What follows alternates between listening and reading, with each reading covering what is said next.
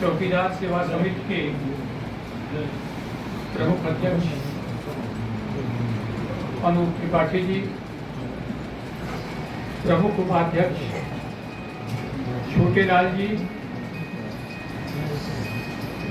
प्रमुख महासचिव शिशुपाल सिंह पाल जी, प्रमुख सचिव दीनदयाल जी, प्रदेश प्रभारी राजकुमार सिसोदिया और प्रदेश के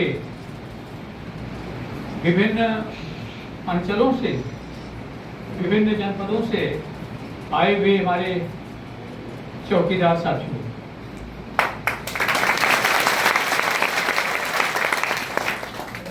मैं पहली बार चौकीदारों के सम्मेलन में बोलने आया हूं। मुझे नहीं मालूम था कि आप इतना बड़ा सम्मेलन करने जा रहे हैं, नहीं तो मैं आपको सुझाव देता कि विधानसभा के पास कई बड़े सभागार हैं, अगर आप उसमें सम्मेलन करते तो उसका मीडिया कवरेज भी होता और पूरे प्रदेश में एक संदेश जाता।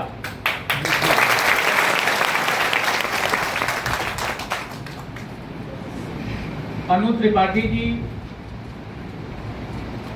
हमसे मिलते रहते हैं और मैंने उन्हें आश्वस्त किया था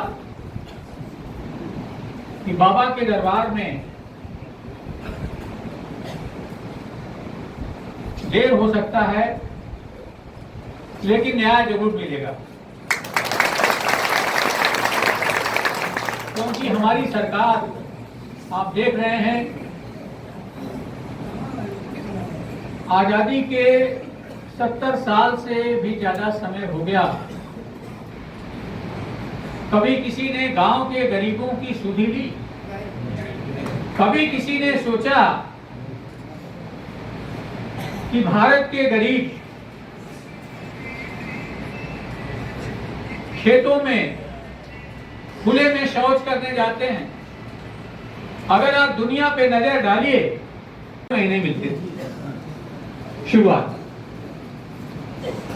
और उनकी ड्यूटी थी कि गांव में कोई भी घटना हो जाए, हमारे यहां से थाना करीब 10 किलोमीटर दूर,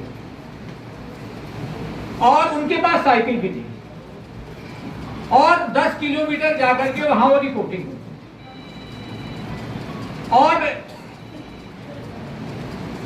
समय समय पर उन्हें बुलाया जाता था। लेकिन हाँ, मैंने उस समय देखा था चौकीदार की हनक भी थी, चौकीदार की बहुत हनक हुआ करती थी। किसी के दरवाजे पे जब खड़ा हो जाता था तो लोगों को लगता था कहीं कुछ गड़बड़ तो नहीं हो गई। वो लाल साफा देख करके लोग घबरा जाते।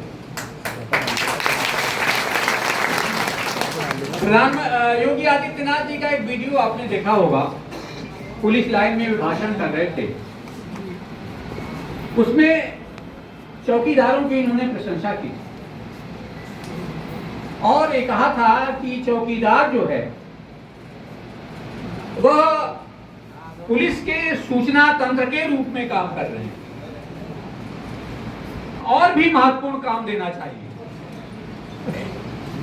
अभी मैं दैवीय आपदा समिति विधान परिषद का मैं सभापति हूं, तो मैं कई दौरों गया था, प्रयागराज मंडल और बनारस मंडल, कई मंडलों का मैंने दौरा किया था, और वहां पे जो एसएसपी या कमिश्नर आए थे, मैंने उनसे कहा था कि दैवीय आपदा में आप चौकीदारों को भी मदद लीजिए, आपदा राहत से उन्हें जोड़िए। और जैसा कि आपके अध्यक्ष जी ने बताया मैंने पिछली 6 दिसंबर को मुख्यमंत्री जी के सामने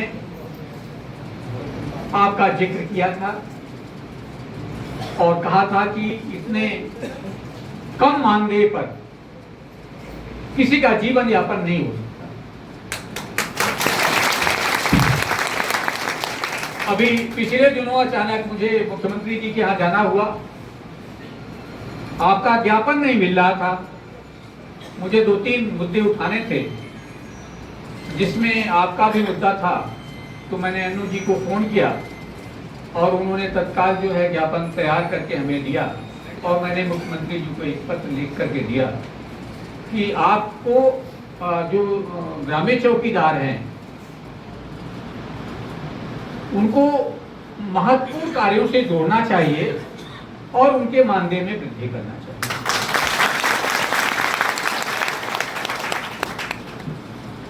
बाबा ने कहा हमारे संज्ञान में है, हम उचित कार्रवाई करेंगे।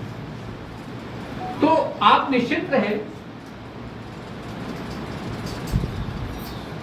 सरकार आपके प्रति संवेदनशील है, आपके प्रति ही नहीं, जितना में बदल दिया, बदला कि नहीं बदला? प्रधानमंत्री नरेंद्र मोदी जी का वो भाषण आपने सुना होगा जब उन्होंने कहा था कि हमारी मां जब रसोई में खाना पकाती थी लकड़ी और गोबर के उपले से, तो उसका धुआं मां की आंखों में जाया करता था और मां की आंखों से आंसू बहता रहता था और उसका परिणाम हुआ कि हमारी मां की आंखें धुंधली हो गई। प्रधानमंत्री नरेंद्र मोदी जी ने इस देश के पुरुषों को संबोधित करते हुए, इंगित करते हुए कहा कि किसी के घर में जब खाना बनता है, परोसा जाता है थाली में, और यदि उस दाल में, उस चावल में एक कंकड़ मिल जाए तो घर के पुरुष ताना मारते हुए महिलाओं को कहते हैं अंधी हो क्या, दिखाई नहीं पड़ा क्या? प्रधानमंत्री नरेंद्र मोदी जी कहते हैं कि पुरुषों को ये नहीं पता कि खाना बनाते हुए रोज जब वो धुआं आंखों में जाएगा तो आंखें कमजोर होंगी।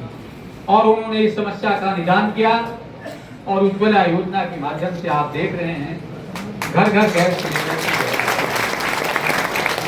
मैं आपको बताऊं, हमारे यहाँ, मैं भी पूर्वांचल का रहने वाला हूं, मिर्जापुर का।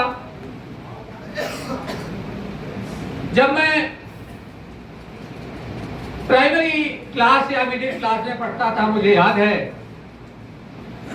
पहले बफे सिस्टम नहीं था।